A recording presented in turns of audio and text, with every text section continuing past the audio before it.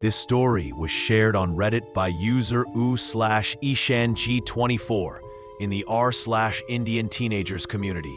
What began as an ordinary family tragedy soon turned into months of pure terror, a haunting no one could escape. This is 100% real, as I have lived through it for months. It's a bit long, but worth it. This was back in 2014. I was 10 then, when my grandfather died on November 8th.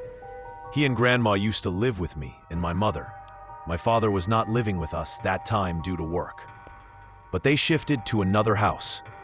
My grandfather wanted to return back to us and our house, but he passed away before he could.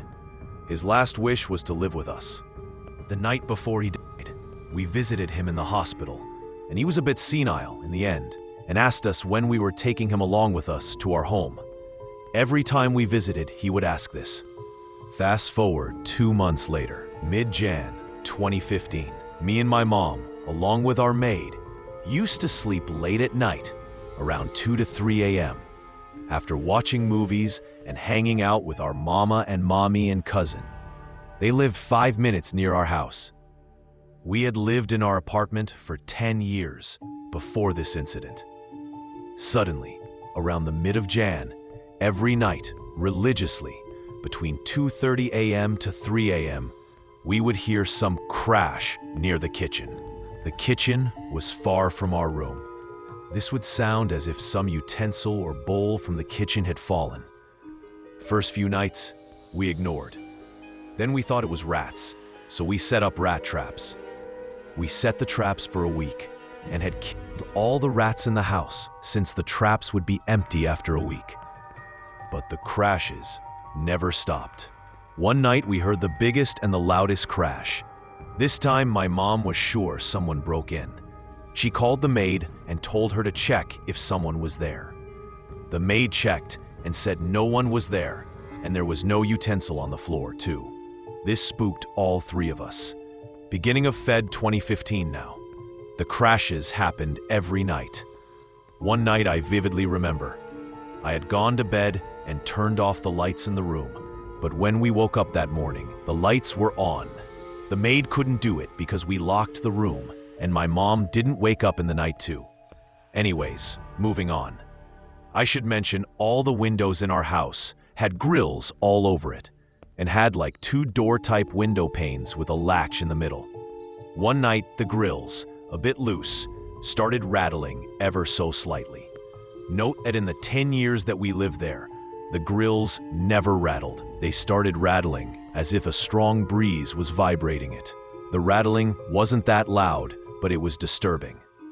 First night we ignored it. Few days later, every night they were rattling.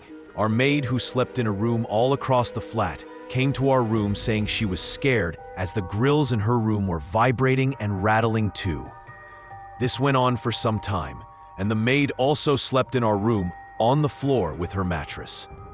Finally, my mom consulted our family priest.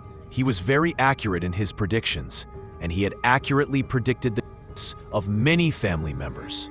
Last year, my maternal grandpa died of cancer, but we consulted him days before Grandpa died, and the priest, without knowing my grandpa was sick, said that my grandpa didn't have much time left. Anyways, at that time when my mom consulted him, he said that the spirit of my grandpa was coming to visit us every night, and he was very concerned. He is usually not the kind of a person to worry. He told my mom to do some puja and stuff I don't remember very well. I was 11. She did, and it stopped for a while. Few months later, my dad got a job in Mumbai, so we shifted. Ever since then, we tried to rent that flat, but no one would be able to stay there for long. One tenant died weeks after moving in. Another tenant's family member died after he moved in, so he left as he considered it inauspicious. Every tenant would move after a few months. Many fell sick living there. It's locked up now and is sold to my mama after Grandpa died. I remember that time very vividly. I used to dread coming home at night. Believe it or don't, but this happened to me.